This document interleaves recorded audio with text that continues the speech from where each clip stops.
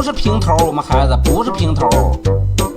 对，没有褶的包子啊，这是喜悦啊，喜悦，喜妹家最小的孩子啊，没有平头包子，就是包子脸。什么平头包子呀？没有萍姐，什么萍姐都出来了呢？他们叫你萍姐喜悦，他们说的，他们叫你萍姐，吃它吗？再吃一下。好了，吃东西吧，带了发箍，没有带发箍，带什么发箍呀？我们孩子没有理，没有。他们说我给你剃发了，我剃了吗？把头扭过来，听我说。他们要叫你平头，你们就吃它啊，你就吃它，对，这样吃它，再吃一个，好，行了。